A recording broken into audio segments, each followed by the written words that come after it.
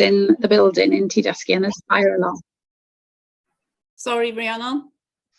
Martin Pennell's just messaged to say there's a fire alarm in Tydysgu, so they've all left the building. So I'm sure he'll join as soon as he can. That's the best excuse for not doing the ISA 260. Good. Okay, all right. We'll hope that he'll join. So okay, we are good to go, Fiona. Okay, yep, you're recording. Thank you. Okay, thank you everyone. Sorry we're a couple of minutes late. The technology just sometimes trips us up.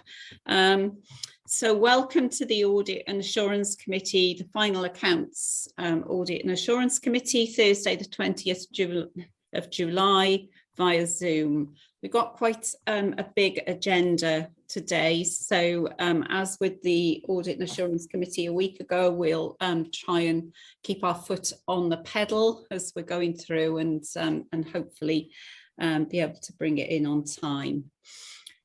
So I'd just like to welcome to the committee both the chair of HEIW, Chris, and the Chief Executive, Alex, who are both here to observe the Audit Committee. Should you wish to speak, then just let me know and I'll ask you to come in. Thank you. I don't think anybody else has a welcome today. I think everybody else has been to the Audit Committee. So if we move on to apologies for absence, David. None received, Chair. Right, I've got some here. I've got Gareth. Henry's here to do the counter fraud piece. I've got Glyn Jones, who's also apologised for absence. Emma, I believe, Emma Samways. Paul, you're here obviously from internal audit, and Janine Crease. Those are the ones that I've got, with apologies for absence.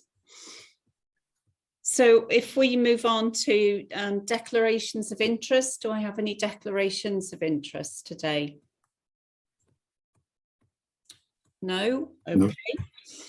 No. In terms of the draft minutes and the action log of the Audit and Assurance Committee held on the 13th of July, that's obviously only last Thursday.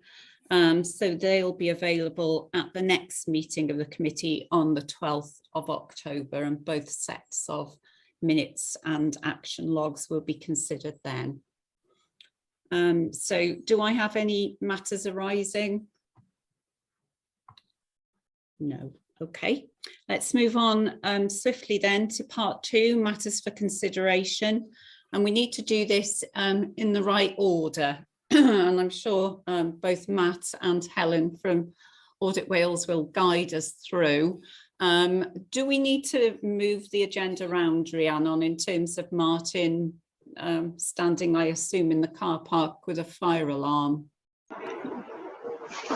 No, I don't think so. I think I'm going to talk about the accounts, and then I think David is on the agenda for the other items. So okay, smashing. All right, lovely, thanks. Okay, so if we start with the presentation of the annual accounts 22-23, and I'll hand over to you, Rhiannon. Yeah, thank you, Jay. So yes, we are presenting to the Audit and Assurance Committee today the audited annual accounts for 22-23 and request that the committee recommends the accounts for approval by the board. But I know we'll get onto that when we've sort of considered all of the items that are relevant. So Audit Wales have completed their audit work, and the final accounts are presented in Appendix 1 to the report.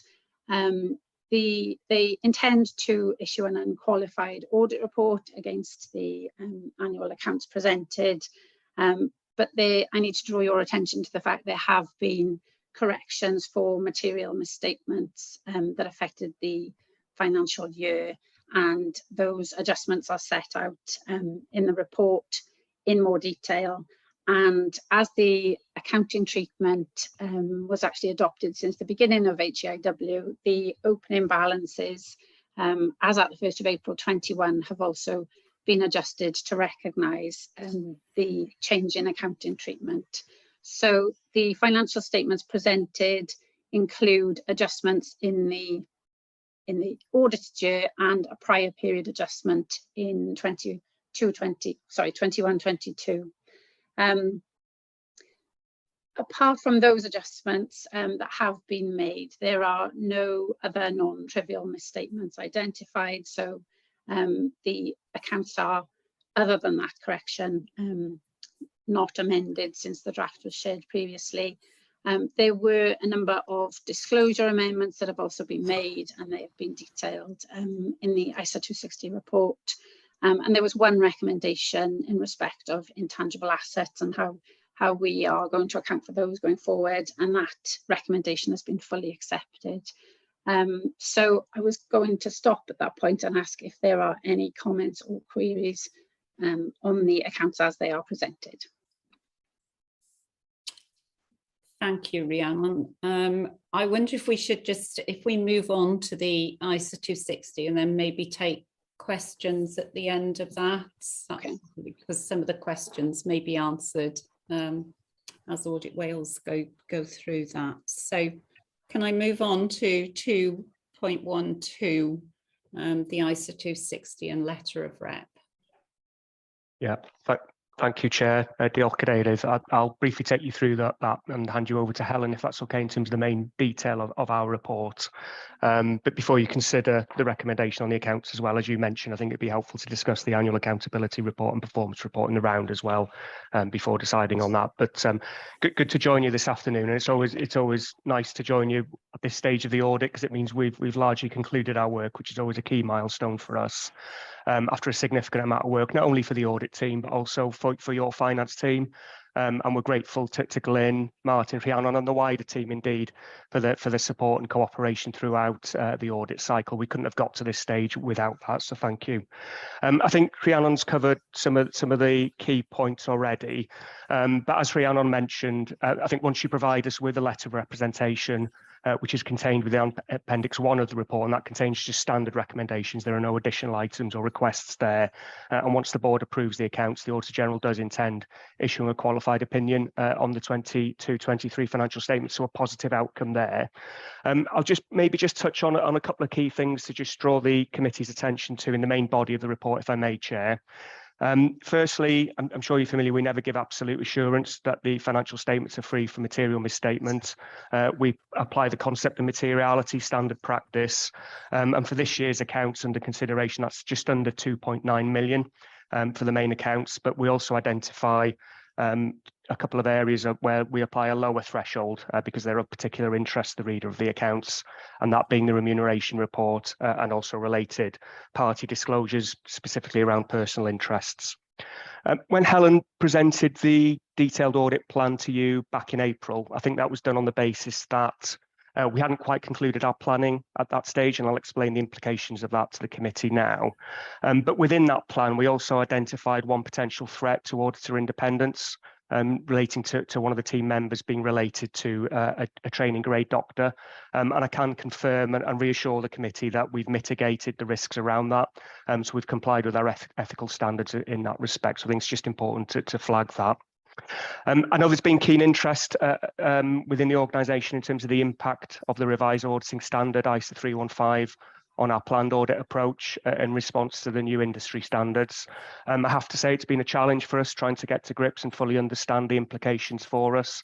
And that was really part of the reason why Helen presented a plan back in April, but indicated we may need to revisit some of the risk assessment as we concluded that planning, which we do in this report now. Just turning to page 5 then, on that basis, you can see there we're sharing with you an updated risk assessment, which updates that risk assessment that we shared with you in the original plan back in April. And two key aspects really, we've identified two additional risks. One, significant financial risk, and that relates to the commissioning of student places. You can see at the bottom of Exhibit 1 that straddles page 5 and 6. And this was the risk in year that expenditure could be overstated due to the timing differences between the commissioning of student places and also the actual fill rate or take up from the spring cohort. And as you'll see later in the report, and as Rhiannon mentioned in her introduction, that has given rise to an amendment to the accounts. We're just currently considering the implications for that because it has meant we've had to undertake additional work around this over and above what we anticipated in terms of our indicative fee when we shared that with you in April. But we'll pick that conversation up separately with Glyn and Martin and bring that back to a committee at a future date in terms of any potential implications on our audit fee as well.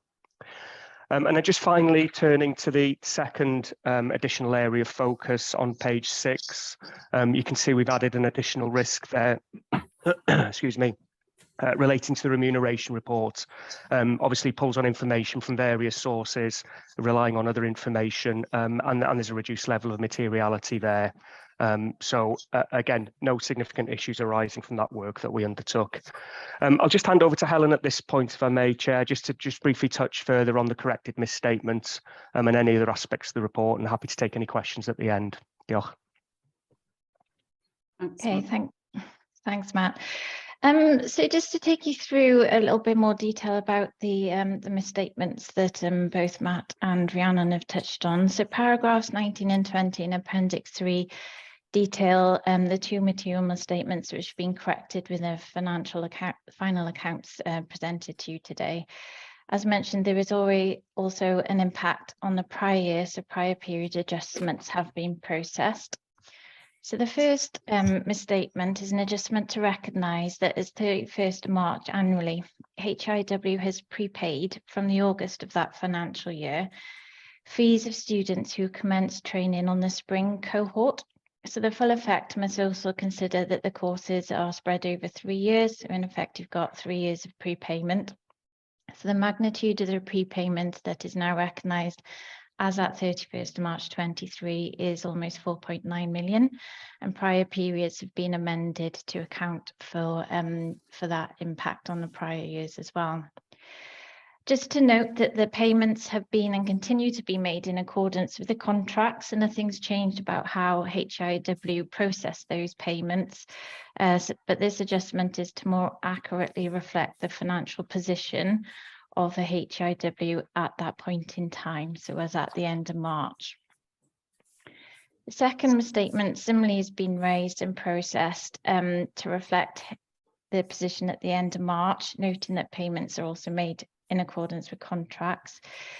So for this one, with the debtor, HIW processes in the July-August the following financial year, commissioning recovery payments relating to the previous spring cohort intakes.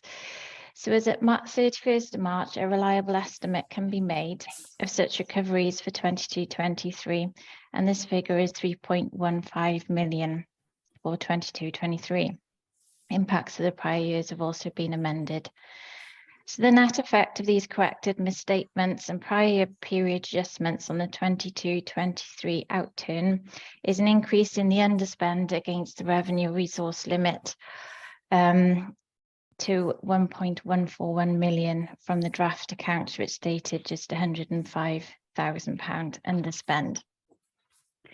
So you may ask why we've identified these misstatements now and not previously.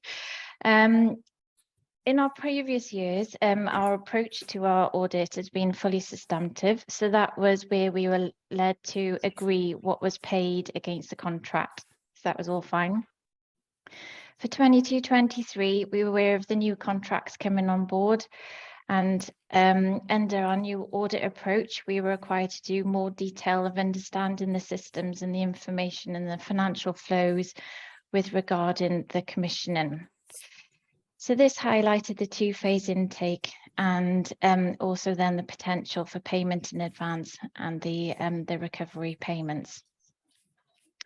So just to state that we didn't identify any other non-trivial misstatements, and apart from the minor disclosures which are also listed in Appendix 3 today, the accounts and working papers provided by officers were of a good standard. So I'll pause there just for questions before I take the committee through the one recommendation we've made, if there's anything to raise. Have I got any questions from the committee?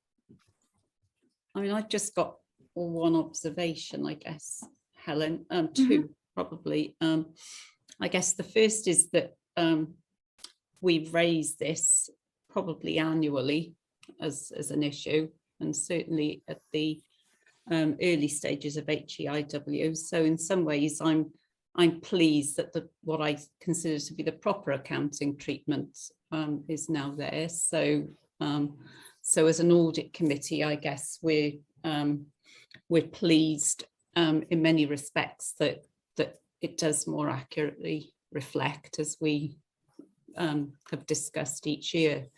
So I'm not worried about the misstatement as such, as a chair of the audit committee.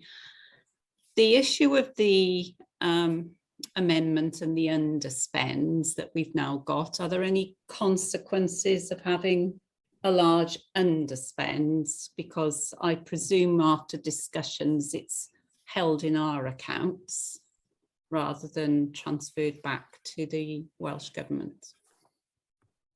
Maybe I'll pass that query to Rhiannon and Martin, who may have had conversations with the Welsh Government regarding that. Yeah, thanks, Helen. Yeah, there's no intention to undertake any further resource adjustment in respect of the financial year. So yeah, it will be in our accounts, and reported in respect of that financial year. Okay, thank you. I mean, that's where it should be. So that's fine. Okay. Do you want to move on then, Helen? I can't see any other hands. Yeah, sure. So just one recommendation arising from our audit work in respect of implementing systems and procedures for raising awareness internally that generated applications, websites, databases could attract capital funding and therefore be recognised as an intangible asset in accordance with IAS 38 if such procedures and policies are in place in order to reliably estimate the amount of staff time that involved in producing those assets. So no such assets have been recognised since HIW's inception, but there is a possibility that there's a project coming on board 23-24, I believe, that could be applicable for this. So I know the finance team are keen to implement these procedures and update their financial control procedure with regards to non-current assets. So hopefully we'll see some movement on that this year before presenting next year's accounts to you. So that's it as far as our report is concerned, but happy to take any further questions. Okay, well, thank you, Helen, and thanks, Matt, for going through the ISA 260, and thanks for all the hard work that's gone in, and thanks to the finance team as well, because I know it's always nice to bring it to a conclusion, and we're particularly pleased, I think, as an audit committee to have an unqualified opinion and very little in the way of recommendations. So thank you. Thanks to both teams. Thank you. Thanks. Can I move on to the annual accountability report now, before we go back to do the recommendations, Dafydd? Diolch yn fawr iawn, Cadeirydd. Felly dyma'r adroddiad papur ar y adroddiad atebolrwydd blynyddol ar gyfer y blwyddyn ariannol y llynedd. Mae'r adroddiad atebolrwydd yn rhoi amlinelliad o'r raglen agig mewn perthynas â ei threfniadau llywodraethiant. Mae'r adroddiad atebolrwydd yn cynnwys 3 prifadran: y datganiad llywodraethu blynyddol, yn ail yr adroddiad tâl a staff, ac yn drydydd yr adroddiad atebolrwydd seneddol ac archwilio. Bydd aelodau yn ymwybodol fod fersiwn drafft o'r datganiad llywodraethu blynyddol wedi cael ei ystyried gan y Pwyllgor nôl yn mis Ebrill, ar y 6 Ebrill. Fe'i datblygwyd ymhellach ar ôl derbyn sylwadau gan aelodau'r Pwyllgor, Llywodraeth Cymru, Archwilio Cymru ac ein archwilwyr mewnol. Felly, da ni'n gofyn i'r Pwyllgor i, os gwelwch yn dda, ystyried yr adroddiad atebolrwydd ac argymell i fod yn cael ei gymeradwyo gan y bwrdd i'w gyflwyno i Lywodraeth Cymru erbyn yr 11 o Orffennaf. Diolch, Cadeirydd.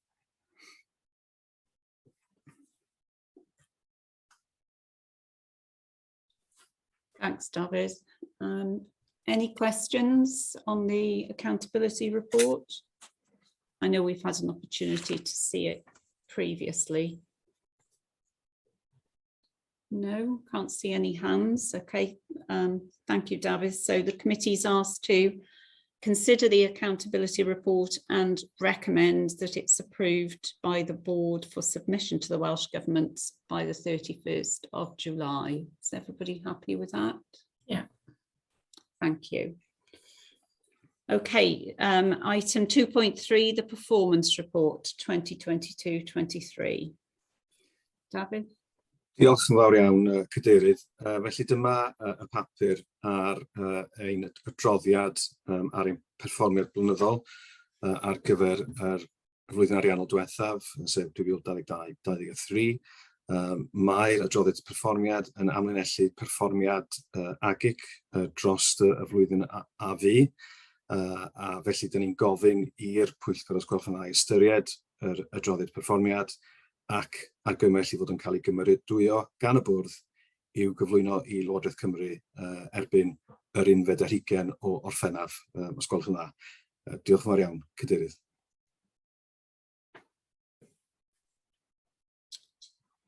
Thank you, David.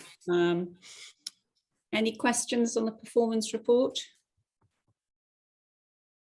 No, again, we've had an opportunity to look at the draft of this in a previous committee. So the committee's asked to consider the performance report and recommend that it's approved by the board for submission to the Welsh Government by the 31st of July. All happy with that? Yeah. Thank you. Okay, so if I go back to the presentation of the annual accounts and the ISA 260, and just ask formally for the committee to note the ISA 260 report and recommend that the ISA 260 and the final letter of representation be considered by the board on the 27th of July 2023. Everybody happy with that? Yeah. Thank you. And following consideration of the annual accounts and the ISA 260, to note the audited accounts for Health, Education and Improvement Wales for 2022-23, provide a recommendation to the HEIW board to approve the audited accounts for 2022-23. Happy with that? Yeah. Okay, thank you very much. Okay, so moving on to item 2.4, the final internal audit opinion and annual report. I'll hand over to Paul. Thank you, Chair.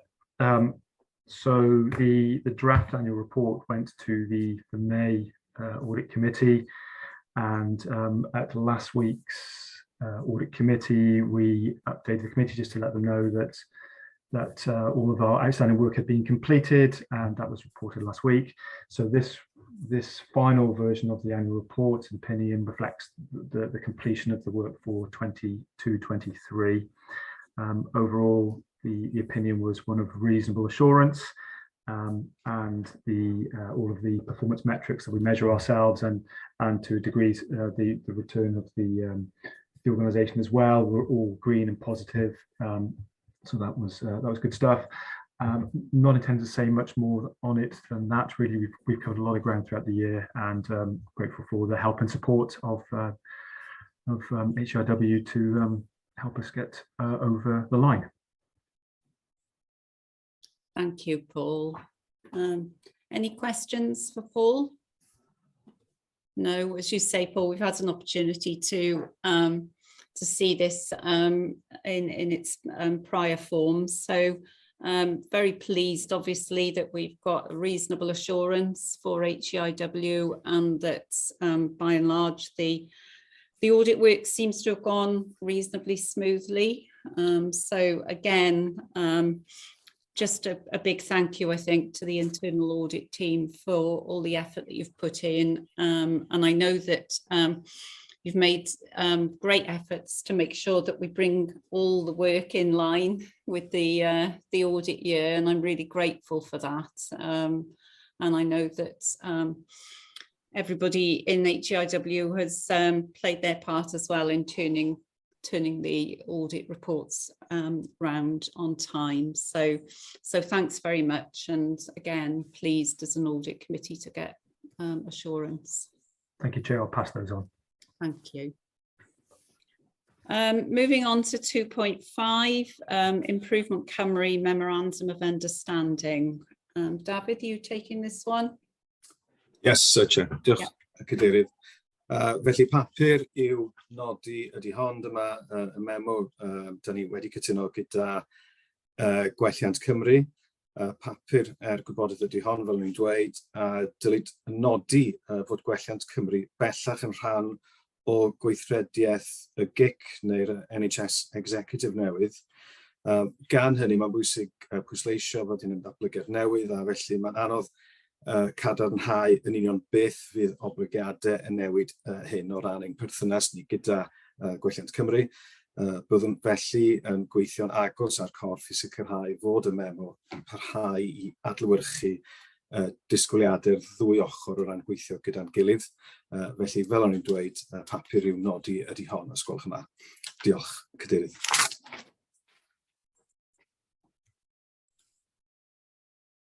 Thanks, David. Chair, would you like to come in? Yes. Is this the first such agreement with part of the central mechanism?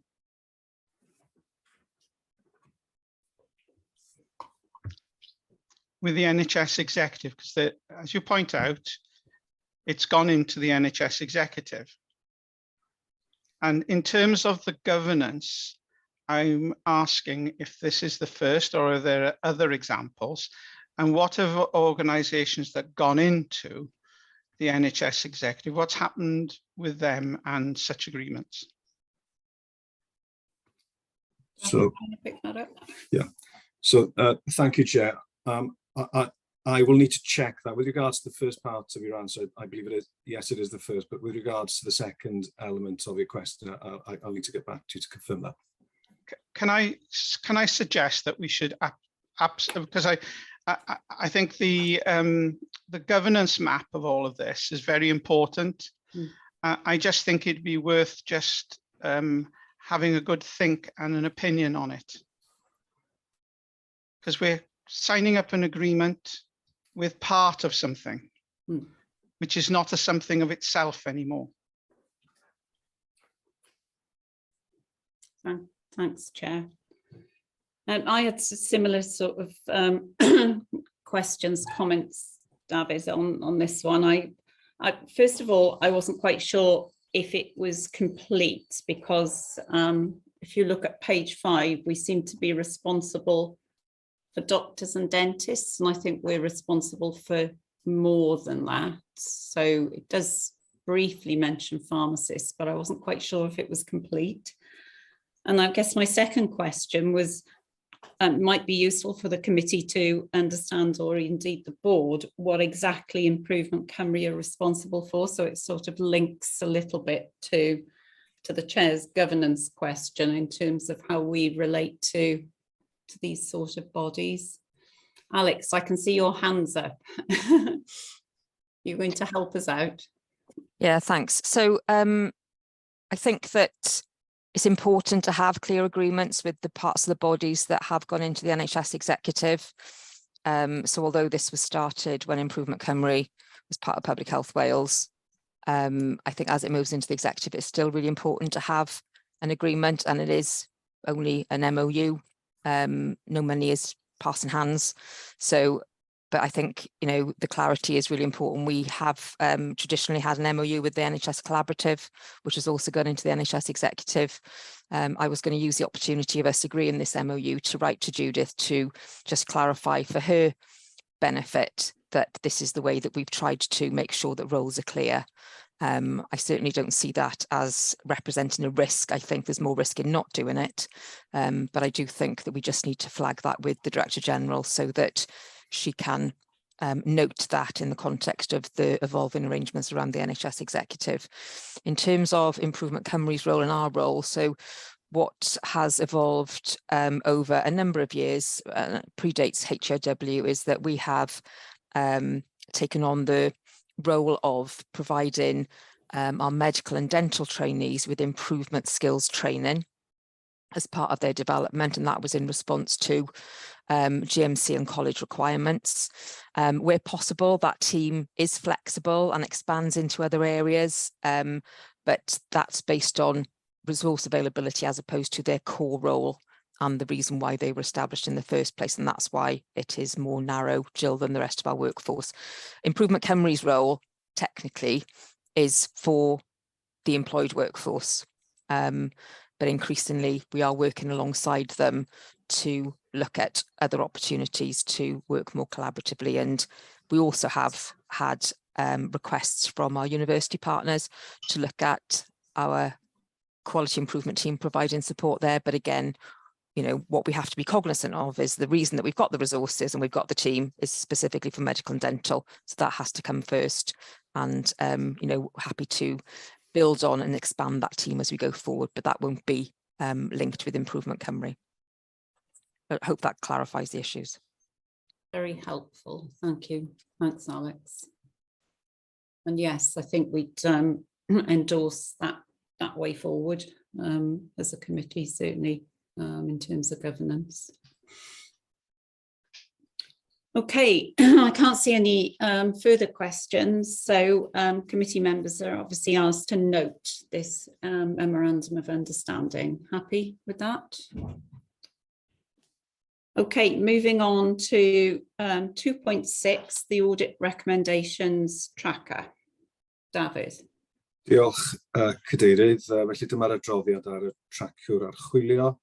Mae yna 15 argymhelliad ar y traciwr sydd ynghlwm yn atodiad 1 o'r adroddiad. O ran yr argymhellion, mae yna 30 awgrym wedi dod o'r archwiliad mewnol, ac o'r 30 hyn mae 11 yn wyrdd a 2 wedi cael ei asesu yn amber.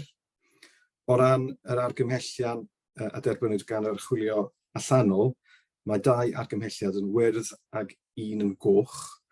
O ran yr argymhelliad sy'n cael ei asesu yn goch, mae hwn yn ymwneud gyda y gyfyniad yn bod ni'n darparu mwy o wybodaeth cefndirol o ran yr her tanwariant, a dyn ni'n disgwyl y bydd y newidiadau hynny yn cael ei ymgorffori yn adroddiadau y tîm cyllid o mis Gorffennaf ymlaen. Gan hynny, dyn ni'n disgwyl bydd yr risg hynny yn troi'n wyrdd yn fuan. Felly, dyn ni'n gofyn i'r Pwyllgor, os gwelwch yn dda, i nodi'r adroddiad ac hefyd i gymeradwyo fod yr argymhellion sydd wedi cael ei asesu'n wyrdd yn cael ei tynnu oddi ar yr traciwr, os gwelwch yn dda. Diolch yn fawr.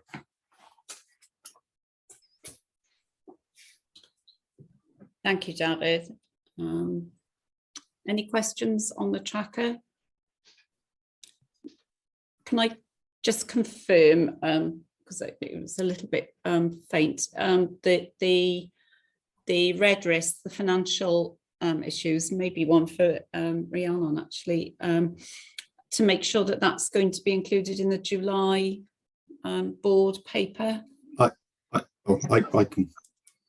can confirm that it is reflected in the July board paper. So that's been already confirmed. Okay. Thank you.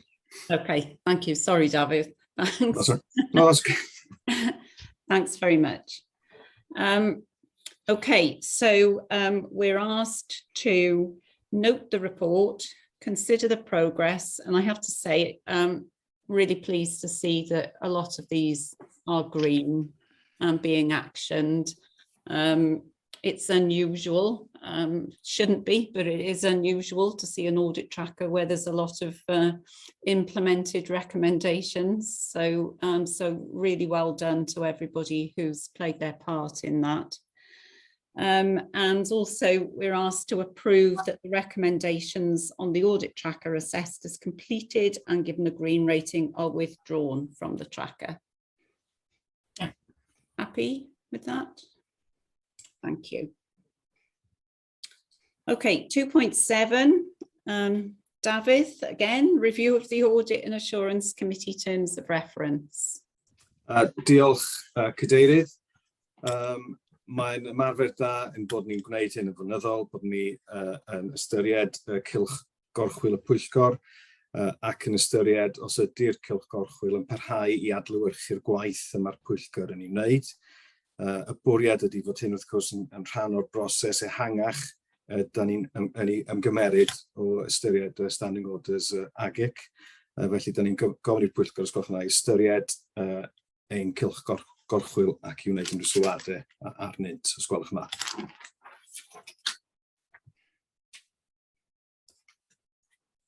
Sorry, I was on mute.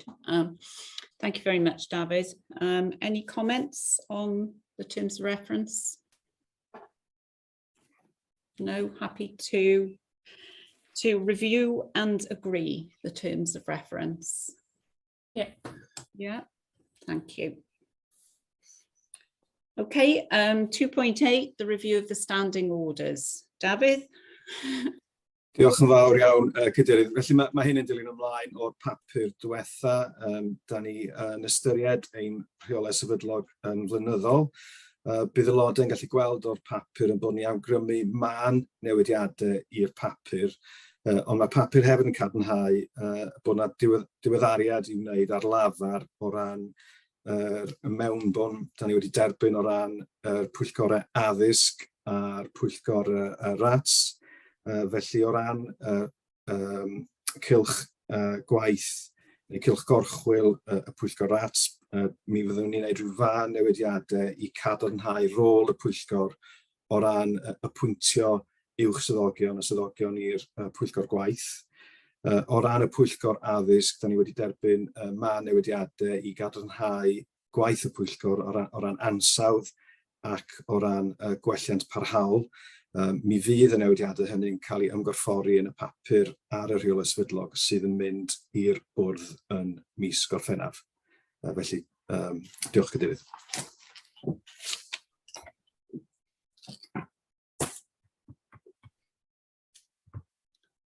Thank you, David. So, any comments, questions? No? Okay, so we're asked to review the amendments made to the HEIW standing orders and to recommend that the revised version of the standing orders go to the board for approval at its meeting on the 27th of July, obviously subject to any changes arising from the review that you mentioned, David. Happy to agree that, Tina, Donna? Yep. Yeah. Thank you. Okay, making great progress here today. So part 3 for information. 3.1 is the Education Commissioning and Quality Committee annual. Sorry, Dad? So, sorry, Chair. I think there's a paper on the back. Oh, board assurance. Sorry, skipped ahead. I was so enthusiastic. Sorry. 2.9, the board assurance framework, including the strategic risks. David. Diolch yn fawr iawn, Cadeirydd. Felly, pwrpas y papur yma, droi cyfle i'r pwyllgor I ystyried ein fframwaith sicrwydd bwrdd neu'r BAF sydd wedi cael ei ddiweddaru ac ynghlwm yn atodiad 1 ac hefyd I ystyried a chefnogi'r y drafft ar gyfer ein risgiau strategol sydd newydd cael ei ddiweddaru.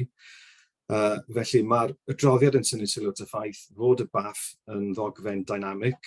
Mae'n cael ei ddiweddaru'n barhaus I ymgorffori ac adlewyrchu newidiadau I nifer o bapurau pwysig strategol I AGIC gan cynnwys ein IMTP, ein nodau strategol, ein risgau strategol, ynghyd â'n fframwaith rheoli risgiau a ffynonellau sicrwydd eraill. Mae'r risgau strategol yn rhan allweddol o'r BAF, ac da ni wedi diweddaru'r risgau strategol hynny'n ddiweddar iawn, ac mae rhain yn cael ei nodi yn y papur.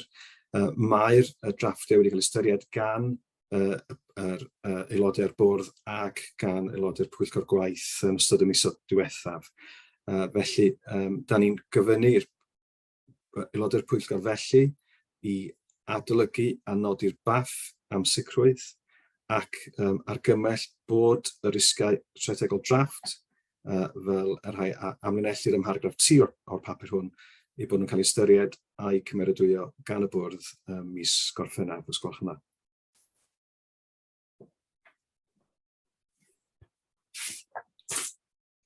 Thank you, David. Donna. It's just a very small point, Chair, but on strategic risk 5, I think there's a little bit of a typo. The sentence doesn't quite match up on organisational memory.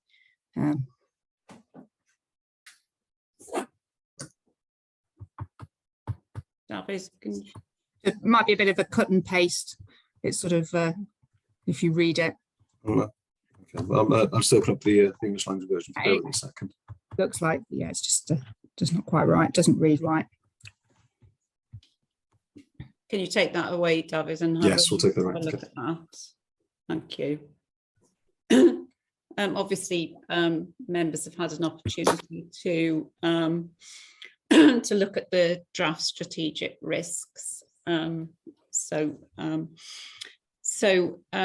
board assurance framework remains fairly similar to that that's been approved previously, but yes, but an incredibly important part of the whole governance framework. So, as you say, David, it's a live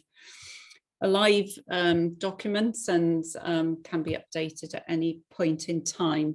But today we're asked to review and note the BAF for assurance and to recommend that the draft strategic risks as outlined in paragraph 3, subject to some amendments, be considered and approved by the board in July.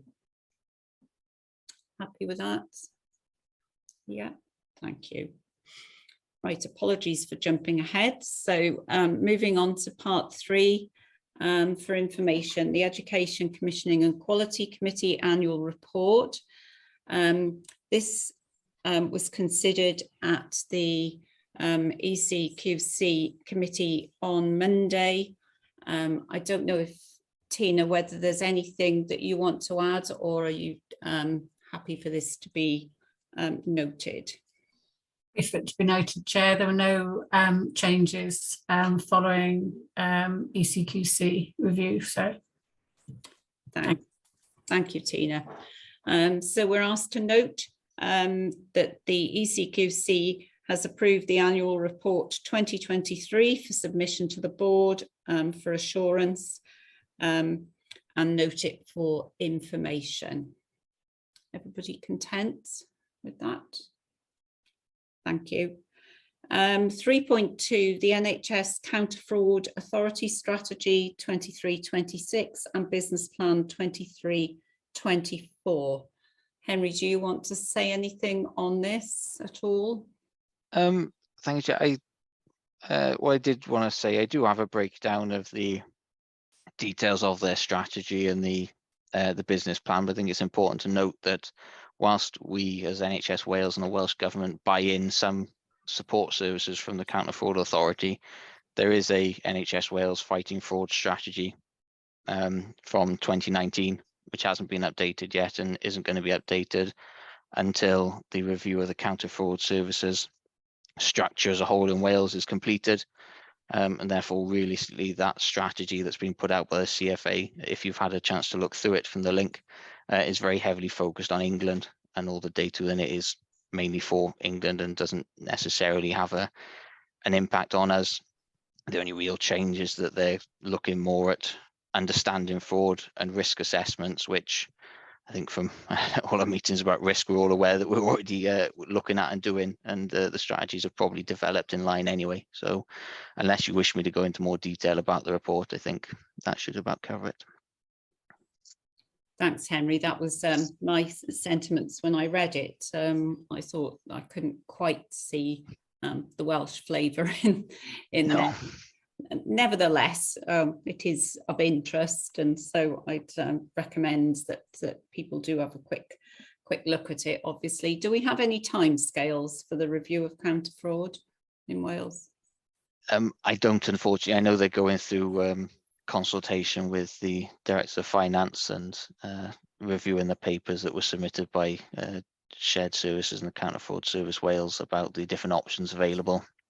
But I don't think they've got any closer to finding a decision on that at the moment. So I did ask the head of Counter Fraud Service Wales yesterday about the strategy and if it was going to be updated, but he said until that